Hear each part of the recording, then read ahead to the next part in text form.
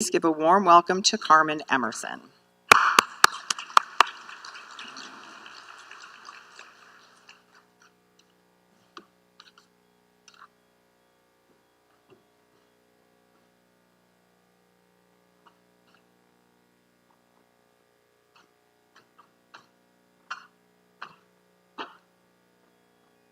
Hello, everyone.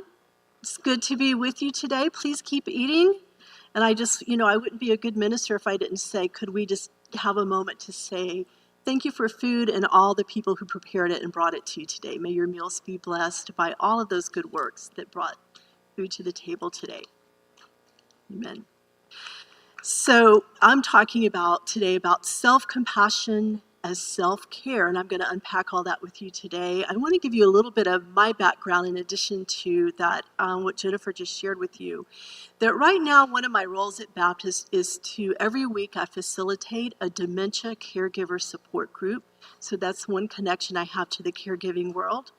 I do team member support, especially grief and bereavement, support across the system to team members. And one of the things that I notice all the time when I'm in those grief support group with our team members are how many of them are grieving people for whom they were caregivers, sometimes for many, many, many years.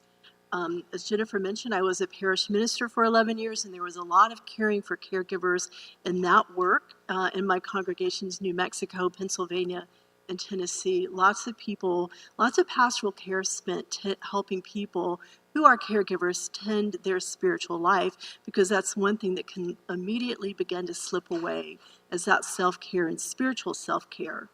Right now, I'm a caregiver for my 95-year-old friend, Harry, who lives in DeLand, and we spend a lot of time on the phone every week, and I go down and spend weekends with him. So I am watching him age.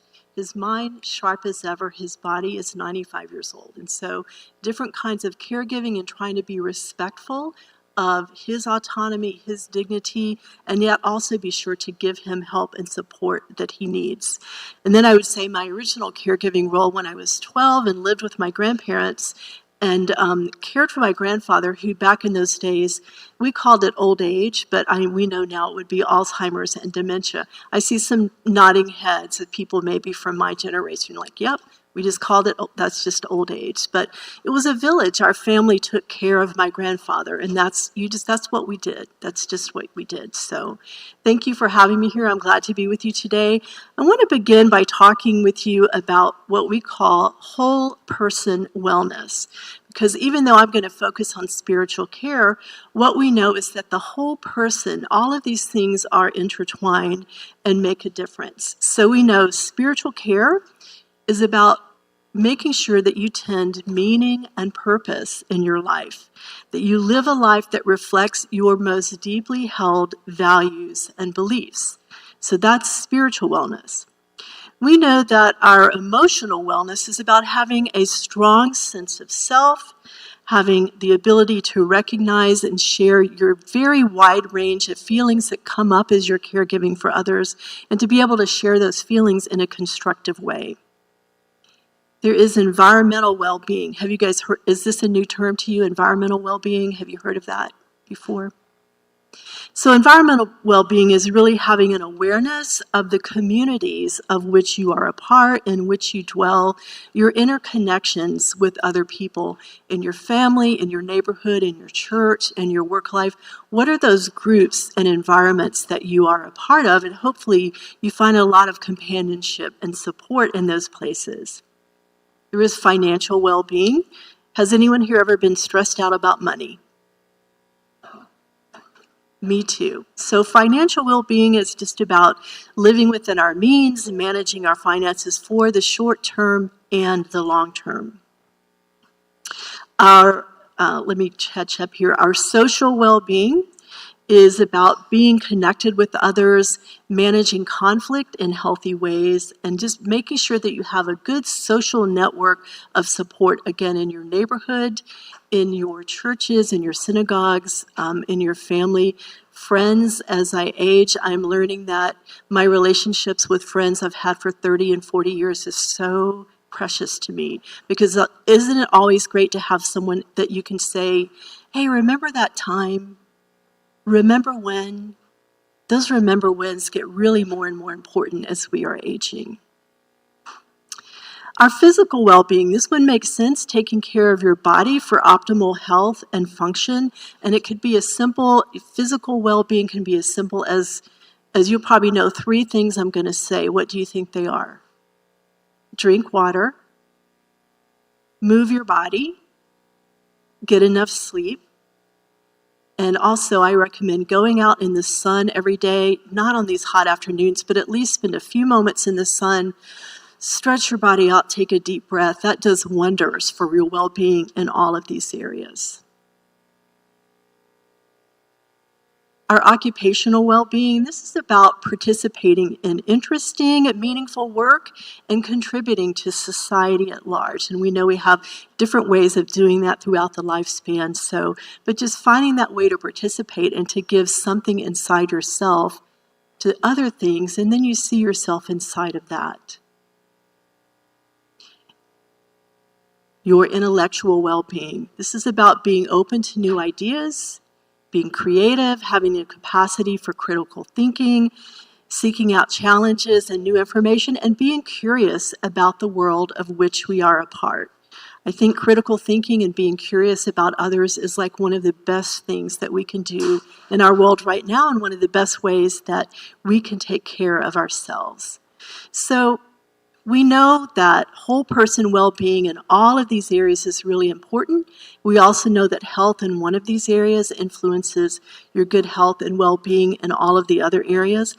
But again, today, because I'm here as a chaplain, as a minister, to talk about your spiritual health as part of being, caring for yourself as a caregiver, I want to talk about your spiritual and emotional health. And so I want to share with you the definition of spirituality that we use at Baptist Health. And so here's what we say that spirituality is. It is the aspect of humanity that refers to the way individuals seek and express meaning and purpose, the way we experience our connections to the moment, to ourselves, and to nature, and to the significant or the sacred. So this is a big way to think about spirituality that takes it out of the realm of any particular spirituality, any particular religion. We know spirituality is that. Somebody asked me this week, how do you distinguish between religion and spirituality? And I say, for me, spirituality is that just that spirit of life and love that dwells within us, between us, among us, and beyond us. And so I like that, and I like this definition of spirituality that we use about meaning and purpose, connectedness, and significant and sacred in your life. So why is caregiver spiritual wellness important? Because you cannot pour from an empty cup. You cannot pour from an empty cup. And what I want to talk to you about today is self-compassion as self-care. So we know that caring for other people definitely brings our lives meaning and purpose, helps us feel connected to the significant and the sacred. I was talking at my table earlier, I love when this happens, the synchronicity of when things like this happen, and somebody brought up the idea of the golden rule, love others, do for others as you want done for yourself. That reminded me of the great love commandment, love others, love our neighbors as we love ourselves. And so that's what I think about when I think about self-compassion as self-care, because it's real easy to get focused on the loving others part, but the loving ourselves part is essential. Loving yourself is essential. And that part can be easily eclipsed by that never-ending to-do list that can make us sometimes feel burdened rather than inspired, can make us feel inadequate rather than purposeful, can make us feel invisible rather than connected. And I'm sure with the wisdom and experience that is in this room, there are many other things that you could add to that list of, I feel this way rather than that way. If I'm thinking about loving my neighbor as I love myself, I forget to love myself, and here are other reasons why. You'll have a chance to reflect about that later this morning. So, how do we restore that which is missing? What is that bridge between the very meaningful, purposeful, spiritual work of caring for another person and making sure that you do not completely lose yourself in the process. Again, you cannot pour from an empty cup. You cannot give anyone else what you don't have to give. Love your neighbor, love yourself. We bridge the gap with self-compassion. Self-compassion is self-care, and it is essential to all of these areas of well-being, especially the spiritual and emotional well-being of the caregiver. So there are 3 core pillars of self-compassion that I want to introduce you to today. One of them is mindfulness. One of the core pillars is recognizing and remembering our common humanity. And one of the pillars is self-kindness. So let's talk about what mindfulness is, because people have all kinds of ideas about what mindfulness is. We can make it more complicated and more scary than it needs to be, and I think it's very simple. Being mindful is really just the practice of observing our thoughts and emotions moment to moment, and here's the important part, without judging, without avoiding, without amplifying them. It's you just merely sitting with what's happening in your mind and heart moment to moment. No judging, no self-critique, no self-judging, no avoiding it, because it will catch up. We know it catches up with you, right? No amplifying thoughts to make them get out of control. Being mindful contributes to your self-compassion by grounding you in the present moment instead of avoiding whatever you fear may be coming up, may be coming down the pike, including and especially any self-criticism for not doing things right. Have any of you ever had those moments of self-judgment where you're like, I'm not doing enough, I'm not doing it right? So having this mindfulness is just to notice those thoughts and let them fly on past and not amplify them, not give them any credence, not to be self-critical or self-judgmental about that. Does that ever happen for you? Yeah, okay. I want to say that mindfulness really works when we keep it simple. And so here's a way just to grab a few mindful moments every day. Be comfortable and safe. Focus on your breath at your own pace.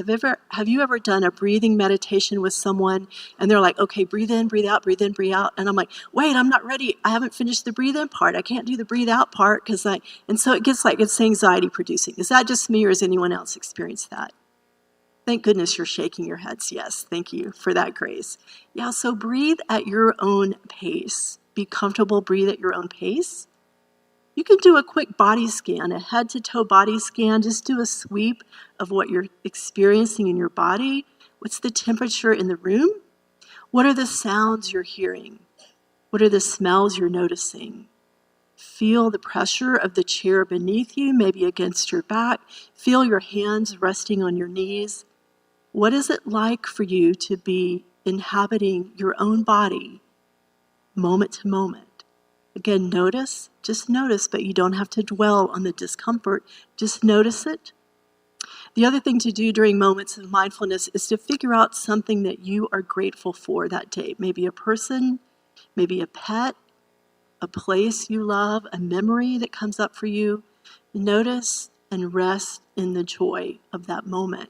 I thank my table for the interesting conversation we had before this, because one of the things that came up for me, and you may be familiar with this beautiful Mary Oliver, the poet Mary Oliver, and one of her quotes is that joy is not meant to be a crumb. Joy isn't meant to be the leftover. It is the main course. And so these practices for self-compassion help us restore those moments of joy to our lives daily.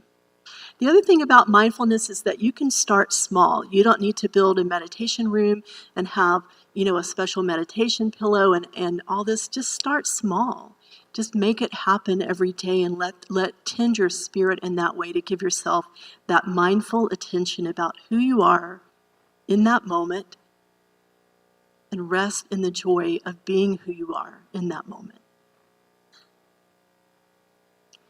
The next pillar of self-compassion is remembering our common humanity. This is recognizing that all of us as human beings are works in progress. It is the work of a lifetime to be a human being. So that's part of our common humanity. We're always works in progress. We're always evolving as the persons we are becoming. Another thing about our common humanity is to remember that we all fail. We all make mistakes. We all experience hardships. We experience suffering. In every person's life, there is suffering. Pain is a part of being a human being, and no one of us is exempt from that. Again, recognizing our common vulnerability to suffering and pain is a part of our common humanity. Suffering, though, is especially corrosive to our hearts and spirits when we feel isolated in our suffering, when we don't have anyone to talk with about it. No one understands our particular struggles, especially as caregivers. Does that ever happen for you? Like, I just feel like I can't really tell anybody how I'm really feeling about this. So please don't do that to yourselves. Please make sure that you have somebody to talk to about those challenges that you're experiencing. Because caregiving is also a part of our common humanity. And as Rosalind Carter said, I love these quotes from her, there are 4 kinds of people in the world. Those who have been caregivers, those who are currently caregivers, those who will be a caregiver, those who will need a caregiver. And maybe some of us have been at multiple points on that list, simultaneously. Those who have been caregivers, people who have provided care to others in the past, whether for family, friends, community members. This can include experiences such as caring for a parent, caring for your children, caring for a loved one during an illness or a disability. Those who are currently caregivers, or those of you actively providing care at this moment, often due to family member or friend's health needs. This role could be full-time or part-time, and it may involve physical, emotional, and logistical support, those who are caregivers currently. Those who will be caregivers, people who are expected to take on caregiving responsibilities in the future, often because of aging parents, or children with special needs, or other life circumstances. This category reflects the inevitability of caregiving in many lives. Those who will need a caregiver. Individuals who require care at some point in the future, older adults, people with chronic illnesses, those with disabilities. This group also highlights that reciprocal nature of caregiving. I may be caregiving for this person now, but in the future I may need to rely on another person to help to caregive for me. So with this recognition that caregiving is inevitably a part of our lives, our common humanity, an important way to strengthen this pillar of self-compassion is to make sure that you are connecting with other people through your neighborhood, through counseling, through spiritual support from your faith community. Check in with your social workers at your medical appointments. Make sure that you're getting help and resources from those people to connect you with others. Again, every Wednesday I do a dementia caregiver support group we work with AgeWell at Baptist and with the guide program at AgeWell to make sure that caregivers of dementia partners get connected with a support group. So there are always many resources. All the partners who brought you this event today have wonderful resources at their table. So make sure you don't isolate yourself so that you can just be pulled into that common humanity about caregiving. The third pillar of self-compassion is self-kindness. So this is about, rather than berating ourselves for our mistakes or our human limits, can we become as caring and generous towards ourselves as we are towards those we care about? One way to do this is to offer ourselves gentle words of comfort, encouragement, forgiveness, and unconditional acceptance that we are doing our best. You are doing your best. Practice loving kindness toward yourselves. This is a gesture of tenderness and goodwill toward your own heart and spirit. You can use very simple, clear, authentic, and kind phrases and be specific about what you need. You'll notice that need is highlighted here. Dr. Kristen Neff, who teaches about the self-compassion as self-care, reminds us that our needs and our wants are two different things. So she says our wants usually are generated from the neck up. They're in our head. They originate in our head, and our wants can be infinite. But our needs are more universal, and they arise from the neck down, meaning they originate in our hearts and our spirits. So here are some examples of human needs that we have: to be accepted as we are, to be validated, to be seen, to be heard, to be protected, to be loved, to be known, to be cherished, to be connected, and to be respected. And I wish that we had time for me to go table to table and hear every one of you say, here's something that I need, because I know, again, in your wisdom and experience, you could add wonderful, marvelous things to this list about what our human needs are. So with those needs in mind, one great way to practice loving kindness would be to say very warmly to yourself, may I be courageous. May I be seen for who I truly am. May I be forgiving. May I live in love. So again, to get you that loving kindness practice, think about what your unique needs are as the person you are in the circumstances you're in right now, and then practice that loving kindness by acknowledging those needs. May I be this thing that I need. May I have this thing that I need. This kind of loving kindness and tenderness towards ourselves can be transformative. In the same way that you are committed and devoted to those in your care, be as committed and devoted to your own good care, helping to sustain your heart and your spirit for those daily challenges of caregiving. There are some additional practices to help nurture your own spiritual health: daily reflection or journaling, and maybe you journal with some of those needs that we just talked about. Maybe that's the place that you can safely talk about those needs that you have as a unique human being who shares common humanity with others. You can practice and reflect and journal about daily gratitudes. These can be very simple things. And I wanted to share a quick list of my recent daily gratitudes. I recently lost my dog of 14 years. And so part of my daily gratitude is to share like a little memory of her and what joy she brought me. I called her my little bodhisattva. She was like a great little spiritual teacher for me. And so part of my daily gratitude is just remembering a great memory with my dog, Grace. Every morning when I leave for work, my husband has a hot cup of coffee in the car holder, in the car, ready to go. So that's a little moment of gratitude that I have in the day. And who knew that a little green tomato the size of an acorn could bring a person such joy? It's my first time to plant tomatoes, and I've watched it go from a little yellow blossom to a pea, and now it's the size of an acorn.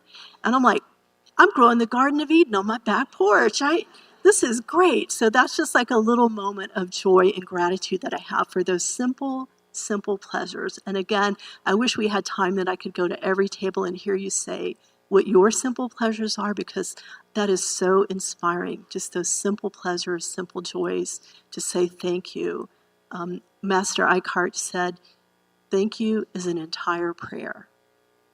Thank you is an entire prayer. Remember to connect with others for support. We've talked about this, your faith communities, your people you work with. I am not a Facebook person, but my husband is very active on our neighborhood Facebook page. And since he's kind of a hermit, that is great for him. You know, it's a way that he connects with people and finds ways to help people in the neighborhood. You know, this is a longstanding gift of COVID, is the way that it made technology much more accessible and much more normalized as part of our everyday lives. So find ways to connect with others in all of those places. Counseling, and again, be sure you check in with your physician's offices about resources that they can refer you to. Support groups and all of those wonderful sponsors in the back have a lot of great resources for you there. I want to offer this final gentle reminder for the journey. You are enough. You are enough. The mixed emotions you have around caregiving are very natural, and your caregiving matters in ways both seen and unseen. Your caregiving matters in ways both seen and unseen.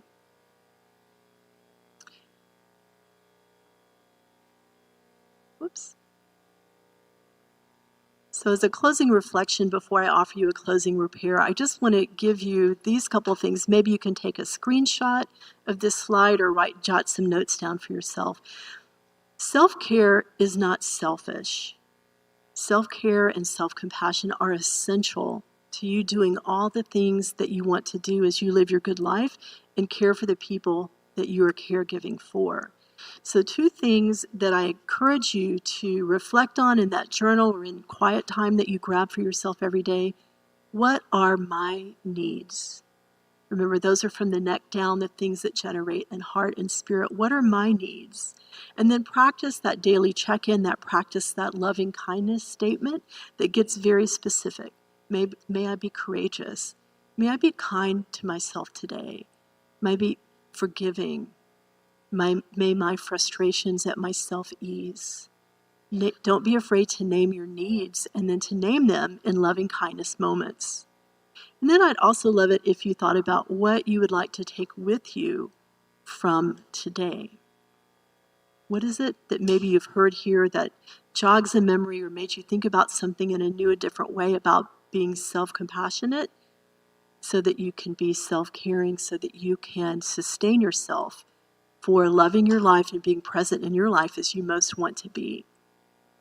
I do want to offer a prayer for all of you who are caregivers or who will be a caregiver or who will need a caregiver or who have needed a caregiver. So if you'll just join me in a moment of reverence for our time of being here together today, a moment of reverence for our time of just being today. May God gift you with compassion in your heart, peace for your mind, strength for each challenge, companions for your journey, courage to hope, grace for each moment, rest for each day, faith to trust in God's loving ways. Please take good care of yourselves. You are worth that. May it be so, and amen. We have some resources for you, and if you want to grab a screenshot of these things, the one book I would recommend to you, if you're a book person, the Mindfulness Self-Compassion Workbook by Dr. Kristen Neff and Dr. Christopher Germer will go deeper into some of the things. We just scratched the surface today in the time we had, so I just wanted to introduce you to those self-compassion ideas. Some of these things you already know about too: Family Care Alliance, our elder resources, National Respite Networks. The Caregiver's Companion is another helpful book. There's 2 great podcasts: the Caregiver Space Radio, Happy Healthy Caregiver. And again, I just want to lift up, as a chaplain, make sure if you are in medical facilities in Jacksonville and surrounding areas, never hesitate to ask for spiritual care support at all of those sites, because we are very happy as chaplains to respond to the needs of our patients and the needs of their families. That is critically important to us, so make sure that you ask for help from those people as well. Spiritual care. Thank you for your presence and care. Thank you for your attention to me today. I hope you will take one small step this week to care for your own spirit, and remember that caring for others always begins with caring for yourself. Thank you so much. Thank you. We're going to open it up for question and answer. Carmen, is that okay? Yeah. You want that one for the resources? Okay, good. All right. If you have a question, please just raise your hand and we'll come around with the mic. Thank you very much for your very encouraging words. My name is Tina Costin. I lost my mother this past March. What I'm thankful for is Baptist Agewell, or Prudential. When my mother first got here, I moved her from Chicago to here because they were over medicating her in her assisted living facility there. Baptist Agewell had a 16-week workshop for caregivers and their loved ones. We learned how to do music. We put music lists together. We painted, we drew, we colored, we crocheted, we knitted, and then COVID hit. And have we started up the workshops again? I just want to know for a friend. I do not know about those specific things. What I do know, my work with Agewell is around caregiver support groups. What I do know, though, about Agewell is that they are always looking for ways to expand their resources and support the community. So if you had a person there that you worked with, I would encourage you to reach back out to them and just say, what are the next things? If you have access to their website or call their office, I find them very responsive, the people I work with there. So I'm sorry I don't have a specific answer about anything beyond the dementia caregiver provider support group. But I agree with you, Agewell is wonderful. What an amazing resource for our community. And I'm glad they were able to help you and your mother. It sounds like that was a very transformational relationship in the time that you had with her. And I'm sorry that you've lost her now. That's a hard one. The loss of our mothers. Thank you. Hi, my name is Dr. Suzanne Teat, and I want to ask you a favor because I was privileged to sit at your table when you mentioned synchronicities and other things. And, they always say, put the oxygen tank first. But I would like for you to repeat your platinum rule, because I'm working on some articles and P is a big thing for me. And just as an aside before you do, as a former English writing teacher, blah, blah, it always gets me when people say, can you go to the bathroom? And you want to say, well, can you? But the fact that you said, may I be, you're giving yourself the power to give yourself permission with a higher power. So I'd like for you to repeat your platinum rule that we can remember. Okay, thank you for asking that. And I think there is some humility in may I too, which I think is, humility is important in terms of spiritual wellness. So so everybody here has heard of the golden rule, right? Do people know the golden rule? You know what that is. Treat others as you want to be treated. So we were talking about that at the table before we began, and I asked the group at the table, have you ever heard of the platinum rule? So have you all ever heard? One person's heard of the platinum rule. So here's the platinum rule. Treat other people as they ask to be treated. Treat other people as they ask to be treated. So what you're doing then is removing what you think is best for someone else based on what you want for yourself. You're actually bringing a humility and curiosity to the relationship to find out what is important to you and how may I be in relationship with you in a way that matters to you. So the platinum rule, thank you for asking for that. Treat others as they ask to be treated.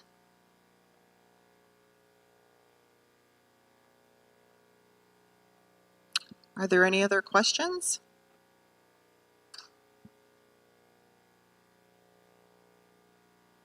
Okay, well, thank you, I'm so grateful Carmen. for you to Thank be you here so with you much. today. Thank you so much. It was a pleasure. And please be sure to visit with the exhibitors if you haven't already. And thank you all for coming. We'll see you at the next one on August 8th.